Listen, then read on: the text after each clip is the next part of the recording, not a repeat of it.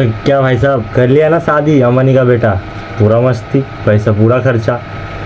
अब उसूल किससे करेगा? अब बच्चा तो हम ही लोग हैं, हम जानता। जो कि देखो अब जियो का भी दाम बढ़ा लिया, उसका पीछे पीछे दो और बंदा कर लिया, वोडाफोन एयरटेल वाले। अब क्या करे? लेकिन अब कुछ सुनने में आ रहा है जो कि बीएसएनएल का बाउंस बैक होगा कि नहीं। सबको बीएसएनएल में पोर्ट करना चाहता है। अब ये भी सवाल आ रहा है कि बीएसएनएल तो ऑलरेडी डूब रहा है, उसमें कुछ चल नहीं रहा है, कनेक्टिविटी प्रॉब्लम में पहले डूब चुका है। तो ये वीडियो पूरा कवर अप करने वाला हूँ कि बीएसएनएल क्यों डूबा, क्या रीज़न था और बीएसएनएल वापस आने वाला क्यों है। तो क्योंकि बीएसएनएल का फुल फॉर्म होता है भारत संचार निगम लिमिटेड, जो कि बहुत कोई कहता है भाई सब नहीं लगेगा, तो ये टोटली गलत है। जो कि इसका शुरुआत हुआ था अक्टूबर 2000 से, जो कि इसका एक ही पर्पज़ था, जो कि हमारा देश का कोना टू कोना कनेक्टिविटी पहुंचाए, हमारा हर एक व्यक्ति को एक दूसरे से जोड़े। अब उस टाइम ऐसे नहीं कि प्राइवेट सेक्टर नहीं था, प्राइवेट सेक्टर था, लेकिन वो लोग का एक ही मोटिव था कि भाई हम लोग को तो शहर में रहना है, मोटा पैसा मोटा कमाए, काहे उतना दूर जाके खर्चा करना है भाई बताओ। तो वो लोग का ये मोटिव था। लेकिन ये जो भारत सरकार एक ही पर्पज़ था कि भाई हम जनता को सुविधा दिया जाए, एक दूसरे से जोड़ा जाए। 2001 से लेकर 2008 तक उन्होंने 46,668 करोड़ की प्रॉफिट कमाता है। और ऐसे भी होता है जो कि 2004 से लेकर 2005 में एक ही साल में उन्होंने 10,000 करोड़ की प्रॉफिट कमाया जाता है। अब होता है बीएसएनएल का डाउनफॉल। तो क्या रीज़न था? आपको मैं 4 रीज़न बताऊंगा, जो 4 रीज़न की वजह से बीएसएनएल का डाउनफॉल स्टार्ट होता है। तो नंबर 1 होता है, जो उस टाइम का मिनिस्टर था 2007 में, दयानिधि मारन, तो उन्होंने कुछ सीबीआई से बात करने लगा। तो अब क्या बातचीत क्या उन्होंने किया पता नहीं, जो कि बाद में मीडिया में पता चला कि उन्होंने 323 कनेक्शन नेटवर्क स्पीड अपना घर में लगाया था। भाई आप पूछोगे भाई काहे लगाया था 323 कनेक्शन स्पीड? जो कि पता चला अपना एक उसका सन बोल के एक प्राइवेट मीडिया था, जो कि वो अब गवर्नमेंट का सर्विस से चलाता था। देखो भाई क्या कमाल हो रहा हमारा देश में। तो जब ये बात पता चलता है हमारा मीडिया को, अब सब जनता को, तो उन्होंने अब रीज़न कर लेता है। तो अब उस टाइम तो गठबंधन का सरकार चलता था। अब जब एक गया तो दूसरा को बना दिया गया, जो कि ए राजा नाम का बंदा था। अब ए राजा का एक ही मोटिव था कि जहाँ जहाँ बीएसएनएल चलता है वो सब जगह में अपना फ्री वायरलेस कनेक्टिविटी दिया जाए, ताकि सबको अपना डेटा घर बैठे बैठे यूज़ कर सके। लेकिन वो भी किसी से कम नहीं था, उन्होंने भी किया घोटाला, जो कि खबर में आया था 1.76 लाख करोड़ की उसने करता है घोटाला।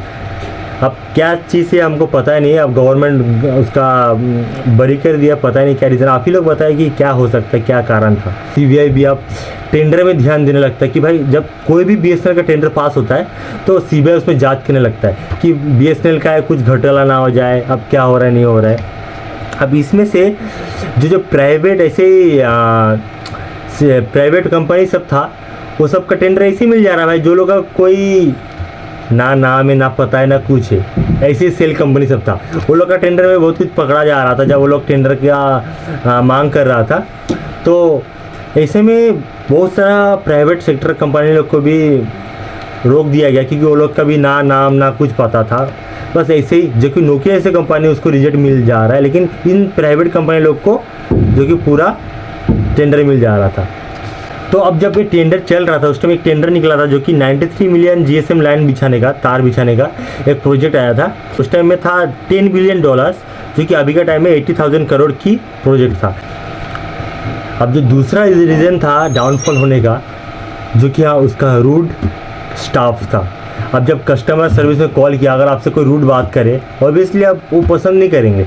लेकिन वो चीज़ जब गवर्नमेंट का साथ बीएसएनएल वाला लोग करते थे, क्योंकि आप वो लोग का भाव था भाई हम गवर्नमेंट में काम करते हैं, अब क्या ही कर लेगा कौन। तो इसी का कारण से बहुत सर्विस बहुत, अब देखो अब हम ह्यूमन बीइंग क्या होता है, जहाँ अच्छा सर्विस मिले हम वही ट्रांसफ़र हो जाता है। तो उस टाइम भी ऐसे ही हुआ था, सब कोई नया खोज में था, ताकि बीएसएनएल का जो बुरा स्टाफ था, बुरा सर्विस था, ये कोई नहीं चाहता, तो उसने सबको नया का तरफ खोजने लगा। अब जो तीसरा रीज़न था, मेन रीज़न, जियो का एंट्री, जो कि इंटरनेट 4G एकदम बिल्कुल फ्री में दे रहा था।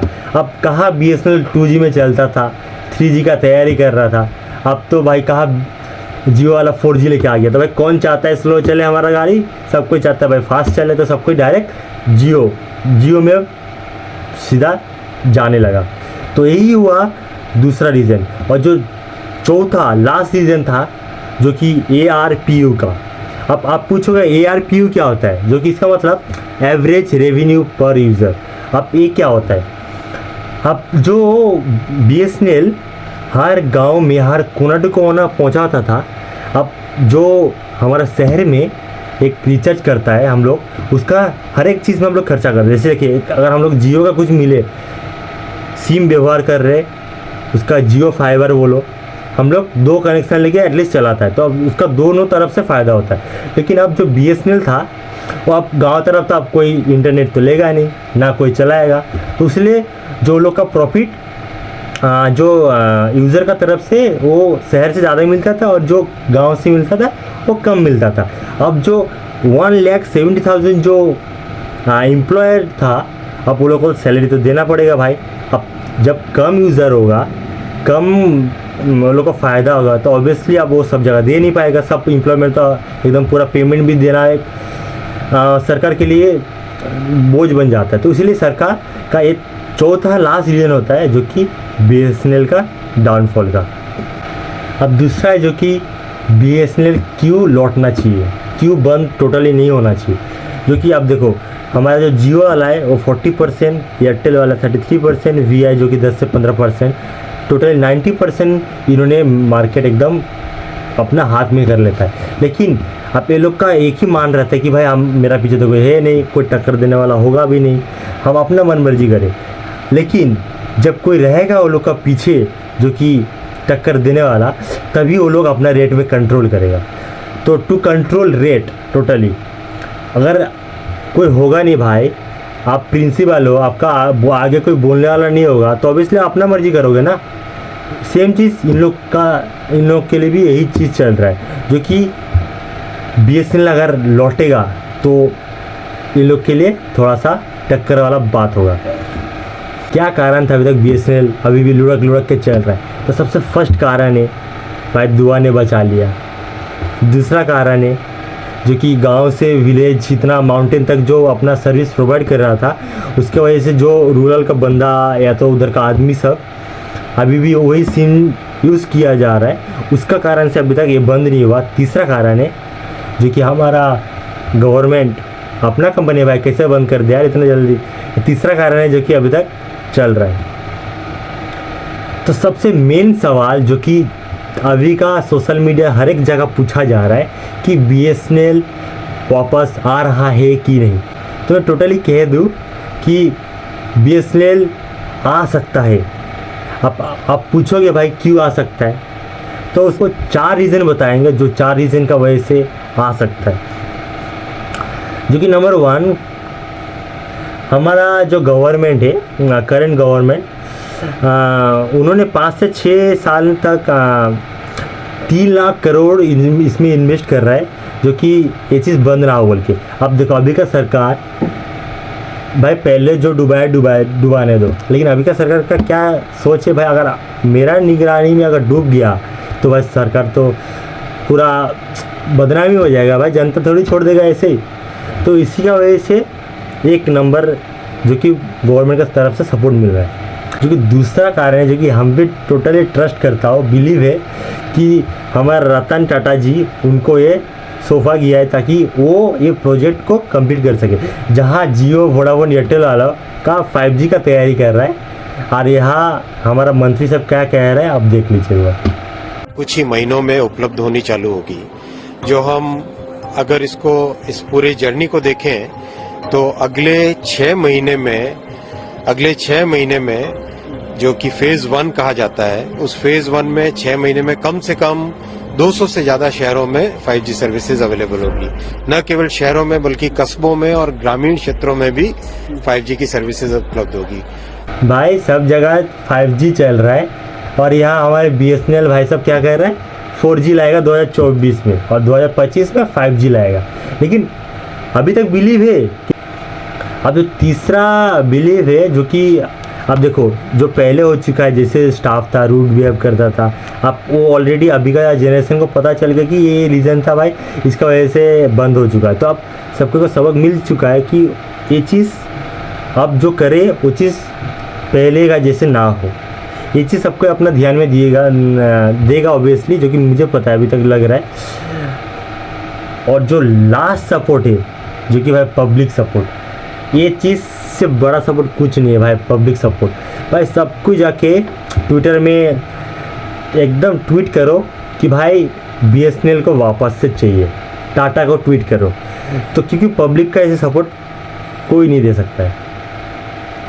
तो भाई अगर BSNL आ जाए तो देखो भाई, जियो वाला या तो वोडाफोन वो लोग को रेट घटाना होगा, या तो नहीं भी घटाएगा, अगले 5 से 6 साल तक उन्होंने अपना रेट बढ़ाने का सोचेगा ही नहीं भाई, अगर BSNL वापस से आया तो भाई ये जो चल रहा है इससे भी हम लोग अपना लाइफ में 4 लेसन सीख सकते हैं। तो नंबर फर्स्ट लेसन भाई, आदत मत डालो यार किसी चीज़ का।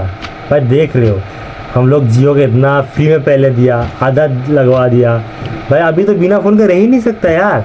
लेकिन देखो आप कर दिया ना, पैसा बढ़ा दिया ना भाई, हो गया ना, काट लिया ना अपना। अब जो दूसरा होता है, कोई भी कुछ चीज़ फ्री में देना तो मत सोचना कि भाई फ्री में, बाद में आपका ठीक काटेगा भाई, छोड़ेगा नहीं वो लोग। तो भाई कुछ चीज़ फ्री में दे रहा है ना, हमेशा ध्यान रखिए, एक सही वक्त में ना आपका ठीक के ठीक ले ही लेगा भाई आपसे। तो इसलिए बोल रहा हूँ, हर एक चीज़ फ्री मतलब ये नहीं होता कि भाई वो फ्री होता है, वो बस एक डिपॉजिट टाइप का होता है, बाद में ठीक वो विड्रॉ कर लेगा भाई आपसे।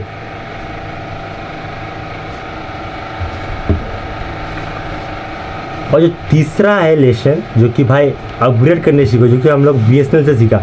उस टाइम में अपना टेंडर नहीं दिया था बोल के उन्होंने अपग्रेड कुछ नहीं किया, जो कि एकदम प्राइवेट कंपनी टोटली BSNL को पीछे धकेल लिया।